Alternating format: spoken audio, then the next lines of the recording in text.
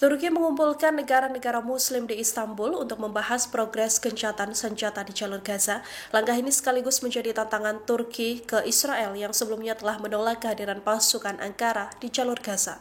Menteri Luar Negeri Turki Hakan Fidan menuturkan bahwa menggelar pertemuan dengan sejumlah negara Muslim lantaran melihat potensi batalnya gencatan senjata di Gaza. Fidan menegaskan bahwa negara-negara yang bergabung dengan Turki adalah negara yang telah bertemu dengan Presiden Amerika Serikat Donald Trump pada September lalu. Pertemuan yang membahas situasi di Gaza ini dihadiri oleh Turki, Qatar, Arab Saudi, Mesir, Uni Emirat Arab, Yordania, Pakistan, hingga Indonesia. Ankara juga akan mendesak para pejabat untuk mendukung rencana Palestina untuk ambil kendali keamanan dan pemerintahan di wilayah pesisir. Fidan menegaskan bahwa delegasi Hamas yang dipimpin oleh Khalil Al-Hayya juga hadir dalam perundingan tersebut. Fidan menuduh Israel mencari alasan untuk melanggar gencatan senjata dan akan mengulang serangan ke lebih banyak bantuan kemanusiaan untuk Gaza. Sikap tegas Turki inilah yang membuat Israel menentang keberadaan Ankara di jalur Gaza. Israel menganggap Turki terlalu dekat dengan Hamas hingga berpotensi menguasai seluruh lini di Gaza jika dibiarkan masuk ke jalur pendudukan. Meskipun Donald Trump mengatakan misi pasukan pertahanan internasional ini dimaksudkan mengambil alih pengamanan Gaza seusai penarikan tentara Israel di wilayah Palestina.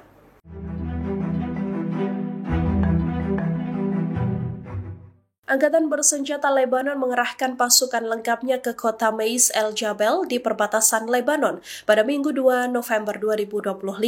Pengerahan pasukan kali ini tak main-main, pasalnya mereka sudah direstui Presiden Lebanon Youssef Aoun untuk menyerang pasukan Israel sebagai pembalasan. Dari laporan media setempat, pengerahan pasukan ini adalah respons atas aktivitas militer Israel di Qom Al-Marah, arah timur dari kota Mais El Jabal.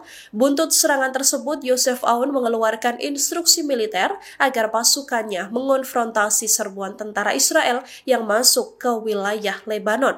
Perintah Aoun keluar setelah serangan Israel ke sebuah gedung di kota Madia Blida yang menewaskan 1 orang. Pasukan militer ini adalah pasukan resmi Lebanon yang sejalan dengan pergerakan dari Hizbullah.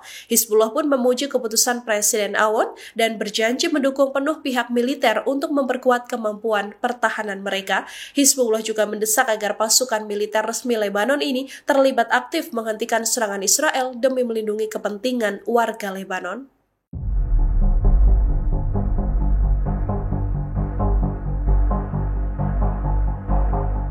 Presiden Amerika Serikat Donald Trump terus mendesak Indonesia agar menormalisasi hubungan dengan Israel. Trump diklaim bakal menggunakan gencatan senjata di Gaza untuk melapangkan jalannya agar Indonesia dan Israel menormalisasi hubungan.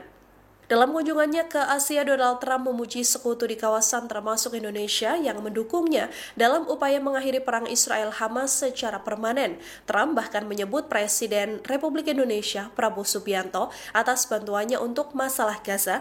Media Amerika Serikat lantas menyoroti bahwa sikap dari Donald Trump ini sebagai langkah agar Indonesia bisa menormalisasi hubungan dengan Israel. Pejabat senior pemerintah Amerika Serikat bahkan memberi keterangan pada media bahwa Presiden Prabowo menunjukkan keinginannya untuk membangun hubungan baik dengan Trump dan memperluas pengaruh global negaranya. Mereka mengatakan hal ini terlihat dari bagaimana Presiden Prabowo tertangkap kamera sedang berbicara dengan Donald Trump dalam sebuah pertemuan di Mesir pada Oktober lalu. Trump disebut punya kartu lain, yakni soal keinginan Indonesia bergabung dengan Organisasi Kerjasama Ekonomi dan Pembangunan atau OECD. Bagi Indonesia, dukungan Trump sangat penting untuk bisa bergabung dengan OECD. Pemerintah Indonesia memandang bergabung dengan OECD bakal menjadi kesempatan untuk meningkatkan profil internasional Indonesia, akses ke pasar yang baru, dan memancing investasi dari anggota organisasi lainnya. Namun sebelumnya, Kemlu RI sudah pernah menegaskan bahwa Indonesia baru akan mengakui dan menormalisasi hubungan dengan Israel dengan syarat utama Israel lebih dahulu mengakui Palestina sebagai negara berdaulat. Kemlu juga menuturkan bahwa visi apapun dengan Israel harus dimulai dari pengakuan terhadap kemerdekaan Palestina.